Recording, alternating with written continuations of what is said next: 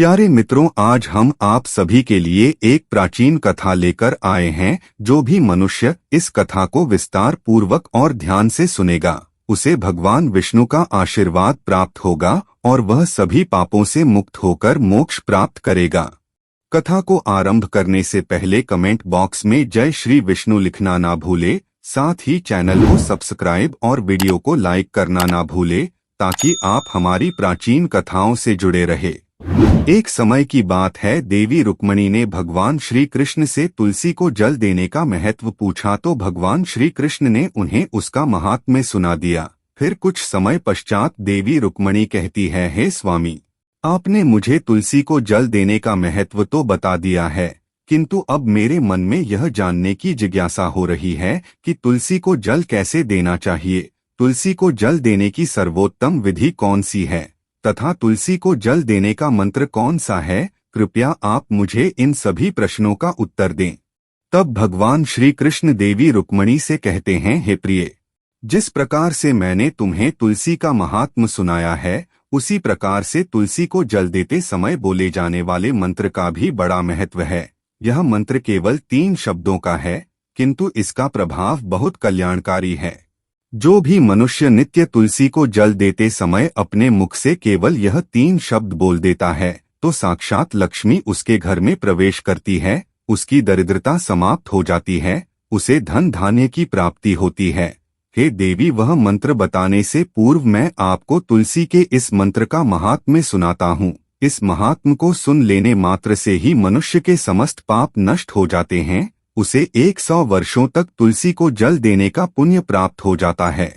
इसीलिए देवी, आप इस कथा को पूरा ध्यान से जरूर सुने। देवी रुक्मणी कहती है, हे प्रभु, मैं इस कथा को पूरा अवश्य सुनूंगी, आप मुझे तुलसी के मंत्र का महात्म्य सुनाइए। श्री कृष्ण कहते हैं, हे देवी रुक्मणी, पूर्व काल में एक अत्यंत शोभायमान नगरी थी। उस नगरी में देवदत्त नाम का एक खोटी बुद्धि का ब्राह्मण रहता था। पापियों का तो वह शिरोमणि था। उसका जन्म एक ऐसे ब्राह्मण परिवार में हुआ था जो पाप कर्म करने वाले शास्त्र ज्ञान से शून्य थे। वह जन्म से तो ब्राह्मण था, किंतु कर्म से वह अत्यंत दुराचारी था। वह ना पूजा पाठ करता, ना ध्यान करता, ना जप और ना ही अतिथियों का सत्कार करता था। उसके द्वार पर आए अतिथियों को बिना दान किए ही क्रूरता पूर्वक भगा देता था। वह सदैव ही पराई स्त्रियों में आसक्त रहता था। उसे मदिरा पान करने की भी आदत थी। साथ ही वह मांस खाया करता था। वह दिन में खेत में काम करके पत्ते बेचकर जीविका चलाया करता था और रात्रि में व्यभिचार करता। इस प्रकार से उस ब्राह्मण ने अनेक वर्षों तक जीवन व्यतीत किया। फिर एक दिन वह दुर्बुद्धि देवदत्त पत्ते बेचने के लिए उन्हें इकट्ठा करने के लिए एक ऋषि की वाटिका में घूमने लगा और पत्ते तोड़ने लगा। तभी एक काल रूपधारी काले सर्प ने उस ब्राह्मण को काट लिया और उसी समय पर उसकी मृत्यु हो गई। उसके बाद 2 यम के दूत उसे लेने के लिए उस स्थान पर प्रकट हुए और उसे उठाकर यमलोक ले जाने लगे। मार्ग में वह यमदूतों के सामने बहुत विलाप करने लगा, हे दूतों, मुझे कहाँ ले जा रहे हो? मुझे छोड़ दो, मेरे प्राण बख्श दो। किंतु यमदूत उसे यह कहते हुए ले जाने लगे, अरे दुष्ट ब्राह्मण, तेरे पाप कर्मों के कारण तुझे सांप ने काट लिया है। अब यमराज तुझे अवश्य घोर नरक में डाल देंगे। फिर यम के दूत उस ब्राह्मण को लेकर यमलोक पहुंचते हैं और यमराज के सामने खड़े हो जाते हैं। चित्रगुप्त उस ब्राह्मण का लेखा जोखा निकालते हैं और यमराज से कहते हैं, हे धर्मराज, इस ब्राह्मण ने बचपन से लेकर मृत्यु तक पाप ही पाप किया है। इसने कभी कोई पुण्य का काम नहीं किया है। फिर धर्मराज अपने दूतों से कहते हैं, हे दूतों, इस घोर पाप करने वाले ब्राह्मण को उठाकर ले जाओ और इसे नरक में डाल दो। फिर यम के दूत उस ब्राह्मण को ले जाते हैं और नरक की भयंकर अग्नि में धकेल देते हैं। अनेक वर्षों तक नरक में सजा भुगतने के बाद उस ब्राह्मण को दूसरे जन्म में एक बैल का शरीर मिलता है। बैल का जन्म पाकर वह बोझ उठाने का काम करने लगा। उसका मालिक उससे दिन रात काम करवाने लगा। फिर जब उस बैल की शक्ति कम हुई तो उसके मालिक ने उसे एक लंगड़े आदमी को बेच दिया। उस लंगड़े आदमी ने उस बैल को खुद का बोझ उठाने के लिए उपयोग किया। वह उसकी पीठ पर बैठकर घुमा करता था। इस प्रकार से उस बैल ने 8 वर्ष तक उस लंगड़े आदमी का बोझ उठाया। फिर एक दिन वह लंगड़ा आदमी उस बैल की पीठ पर बैठकर किसी ऊंचे पर्वत पर जाने लगता है। उस पर्वत पर बहुत देर तक चढ़ने के कारण वह बैल बहुत थक गया, उसकी शक्ति क्षीण हो गई और कुछ समय बाद वह बैल मूर्छित होकर जमीन पर गिर पड़ा और अंतिम सांसें लेने लगा। तभी वहां पर खड़े लोगों को उस बैल पर बड़ी दया आ गई और वे उसके मुख में पानी डालने लगे। फिर उन लोगों में एक पुण्यात्मा व्यक्ति था। उसने उस बैल का कल्याण करने के लिए अपना पुण्य उस बैल को दे दिया। उसे देखकर अन्य लोगों ने भी अपना अपना पुण्य याद करके कुछ पुण्य उस बैल को दे दिया ताकि उसे मुक्ति मिल सके। उसी भीड़ में एक वेश्या भी खड़ी हुई थी। सभी लोग अपना पुण्य उस बैल को दे रहे थे। यह देखकर उस वेश्या ने भी अपना पुण्य उस बैल को दे दिया। कुछ देर बाद उस बैल की मृत्यु हो जाती है। फिर उस स्थान पर यमदूत आते हैं और उस बैल के शरीर से उस ब्राह्मण की आत्मा को निकालकर यमलोक ले जाते हैं। यमलोक ले जाने पर उसे यमराज के सामने खड़ा किया जाता है और फिर चित्रगुप्त उसका लेखा जोखा देखते हैं तो वे आश्चर्य में पड़ जाते हैं। उस वेश्या के द्वारा उस बैल को दिया हुआ पुण्य बहुत बड़ा होता है। उस पुण्य के प्रभाव से उसके सभी जन्मों के पाप नष्ट हो जाते हैं। फिर यमराज उस ब्राह्मण के सभी पाप क्षमा करते हैं और कहते हैं, हे ब्राह्मण, उस वेश्या ने तुझे अपना पुण्य देकर तुझ पर बड़ा उपकार किया है। केवल उसी के पुण्य के कारण तुम्हारे सब जन्मों के पाप नष्ट हो गए हैं। यमराज उसे फिर से मनुष्य जन्म प्रदान करते हैं। इस बार वह पृथ्वी पर आकर एक उत्तम ब्राह्मण कुल में जन्म लेता है। उस महापुण्य के प्रभाव से उसे इस नए जन्म में अपने पूर्व जन्म की बातें याद आने लगती है। जब वह ब्राह्मण बड़ा हो जाता है तो उसे याद आता है कि पिछले जन्म में जब वह बैल था तब एक वेश्या ने उसे अपना पुण्य दे दिया था। इसीलिए उसके मन में उस वेश्या के बारे में जानने की इच्छा होती है और उस महापुण्य के बारे में जानने के लिए उस वेश्या का पता लगाकर उसे ढूंढते हुए उसके नगर में चला जाता है। वह वेश्या अब बूढ़ी हो चुकी थी। फिर जब उसे वह वेश्या मिल जाती है तो वह उसके सामने जाकर उसे बार बार प्रणाम करता है और उस वेश्या का धन्यवाद करने लगता है। वह वेश्या कहने लगती है, हे ब्राह्मण श्रेष्ठ, आप कौन हैं और किस कारण वश आप मुझ वेश्या को धन्यवाद दे रहे हैं? मैंने आपका कौन सा कार्य किया है जो आप मुझे नमस्कार कर रहे हैं? तब वह ब्राह्मण कहता है, हे माता, मैं वही बैल हूँ जिसे तुमने अपना पुण्य दे डाला था। अपने पाप कर्मों के कारण मुझे पिछले जन्म में बैल होना पड़ा था। उस पर्वत पर जब मैं मर रहा था तो तुमने मुझे अपना पुण्य दिया था। तुम्हारे पुण्य के प्रभाव से ही आज मुझे फिर से मनुष्य जन्म मिला है। तुम्हारे द्वारा दिए गए उसी पुण्य के कारण मुझे अपने पूर्व जन्म की सारी बातें याद है। किंतु हे माता, मैं आज यहाँ पर यह जानने के लिए आया हूँ कि तुमने मुझे उस समय पर अपना कौन सा पुण्य दिया था जिस कारण से मेरे सभी जन्मों के पाप नष्ट हो चुके हैं। मैं उस पुण्य के बारे में जानना चाहता हूँ। तब वेश्या ने कहा, हे ब्राह्मण श्रेष्ठ, मैंने तो अपने जीवन में कोई पुण्य के काम नहीं किए हैं, किंतु मेरे घर में एक तोता है जो पिंजरे में रहकर हमेशा कुछ बोलता रहता है, जिसे सुनकर मेरा अंतकरण पवित्र हो गया है। उसी तोते के द्वारा बोले गए मंत्र का पुण्य मैंने तुम्हें दान में दिया था। फिर वह वेश्या और वह ब्राह्मण उस तोते के पास जाते हैं और उससे पूछने लगते हैं, हे शुक, तुम कौन सा मंत्र बोलते रहते हो जिससे हमारे जीवन का उद्धार हुआ है? यह मंत्र तुम्हें किसने सिखाया और इस मंत्र का क्या अर्थ होता है? तब उस तोते ने अपने पूर्व जन्म का वृतांत सुनाना आरंभ किया। वह तोता कहने लगा, हे ब्राह्मण श्रेष्ठ, पिछले जन्म में मैं एक ब्राह्मण था। मैं अपने ज्ञान के अहंकार में अंधा हो चुका था। मैंने कभी गुरुजनों का आदर नहीं किया, सदैव ही उनका अपमान किया।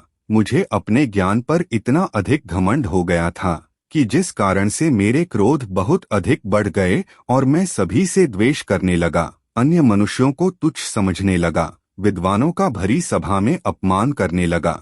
फिर कालांतर में मेरी मृत्यु हो गई और मुझे यमलोक ले जाया गया। पूज्य जनों और गुरुजनों का अपमान करने के कारण मुझे तोते की योनि में डाल दिया गया और मेरा जन्म एक तोते के रूप में हो गया। मेरे पाप कर्मों के कारण छोटी अवस्था में ही मेरे अपने माता पिता से वियोग हो गया। फिर मैं पेड़ की डाल पर बैठा रो रहा था, तो उसी स्थान से कुछ मुनि जा रहे थे। उन्होंने मेरी दयनीय पुकार सुनी और मुझे अपने आश्रम में लेकर चले गए। वहां उस आश्रम पर उन्होंने मुझे एक सुंदर पिंजरे में रखा और मेरा अच्छी तरह से ख्याल रखा। वे मुझे नित्य भोजन दिया करते थे और पढ़ाते थे। उस स्थान पर वे ऋषि मुनि, उनकी स्त्रियां और बालक सभी नित्य तुलसी के पौधे को जल देते थे और उसके सामने एक मंत्र का जाप करते थे। उन्हीं के मुख से बार बार उस मंत्र को सुनकर मैंने उसे रट लिया और तभी से मैं उस मंत्र को जान गया हूँ और वही मंत्र में दिन रात बोलता हूँ। उस मंत्र के प्रभाव से मेरी कभी मृत्यु नहीं हुई और मेरी आयु 100 वर्ष की हो गई और मैं इतने वर्षों तक जीवित रहा। इसी बीच एक रात को एक चोर उस स्थान पर आ गया और उसने मुझे वहां से चुरा लिया और फिर इस वेश्या ने मुझे उस चोर से खरीद लिया। इस वेश्या के घर पर आने के बाद भी मैं उस मंत्र को बोलता रहता था, जिसे सुनकर इस वेश्या का मन भी पवित्र हो गया और यह वेश्या का काम छोड़कर भगवान विष्णु की भक्ति करने लगी। उसी मंत्र के प्रभाव से मेरे पूर्व जन्मों के सभी पाप नष्ट हो गए और उसी मंत्र के प्रभाव से इस वेश्या का भी अंतकरण पवित्र हो गया। हे ब्राह्मण देवता, उसी मंत्र के पुण्य से आप भी पाप मुक्त हो गए हैं। इस प्रकार से तोते ने उस ब्राह्मण को और उस वेश्या को सारा वृतांत सुना दिया, जिसे सुनकर वह ब्राह्मण और वेश्या दोनों ही अत्यंत प्रसन्न हुए और फिर वे दोनों ही नित्य तुलसी को जल देकर उस मंत्र का जाप करने लगे। फिर वह तोता, वेश्या और वह ब्राह्मण तीनों उस मंत्र के प्रभाव से दिव्य विमानों में बैठकर विष्णु लोक को चले गए। श्री कृष्ण कहते हैं, हे देवी रुक्मणी, देखा आपने, केवल तुलसी के इस मंत्र के प्रभाव से उस तोते के, उस वेश्या के और उस ब्राह्मण के सभी पाप नष्ट हो गए हैं। इसीलिए प्रत्येक मनुष्य को रोज तुलसी को जल देते समय इस एक मंत्र का उच्चारण अवश्य करना चाहिए। हे देवी, वह मंत्र इस प्रकार है, इसे तुम ध्यान से सुनो। ओम वृंदावन स्वाहा, ओम वृंदावन स्वाहा। श्री कृष्ण कहते हैं कि जो भी स्त्री नित्य तुलसी के समक्ष इस मंत्र का उच्चारण करेगी वह सौभाग्यशाली बनेगी। जो भी पुरुष तुलसी के सामने इस मंत्र का उच्चारण करेगा उसे अक्षय धन की प्राप्ति होगी। जिस घर के सामने नित्य तुलसी की पूजा की जाएगी उस घर में साक्षात लक्ष्मी का वास होगा।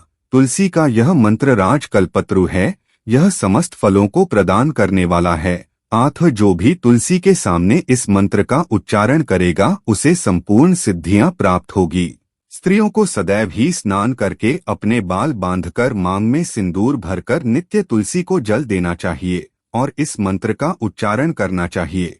रोज तुलसी के पौधे की परिक्रमा करनी चाहिए, इससे सभी दोष नष्ट हो जाते हैं। नित्य शाम के समय तुलसी के पास दीपक जलाना चाहिए और तुलसी के पास बैठकर भगवान विष्णु की आराधना करनी चाहिए। तुलसी के पास दीपक जलाने से मनुष्य को धन धान्य की प्राप्ति होती है। हजारों अमृत के घड़ों से नहलाने पर भी श्री हरि को उतनी तृप्ति नहीं होती जितनी वे मनुष्यों के द्वारा तुलसी का एक पत्ता चढ़ाने से प्राप्त करते हैं। 10,000 गाय के दान से मानव जो फल प्राप्त करता है वही फल तुलसी पत्र के दान से पा लेता है। जो मृत्यु के समय अपने मुख में तुलसी पत्र का जल पा जाता है वह संपूर्ण पापों से मुक्त होकर श्री विष्णु के धाम जाता है। श्री कृष्ण कहते हैं, पूर्णिमा, अमावस्या, द्वादशी और सूर्य संक्रांति के दिन मध्याह्न काल, रात्रि और अशौच के समय तेल लगाकर बिना स्नान किए अथवा बिना हाथ पैर धोए रात्रि के वस्त्र पहनकर तुलसी के पत्र तोड़ता है वह महापाप होता है। श्राद्ध, व्रत, दान, प्रतिष्ठा तथा देव पूजा के लिए तोड़े हुए तुलसी पत्र बासी होने पर भी 3 रात्रि तक पवित्र ही रहते हैं।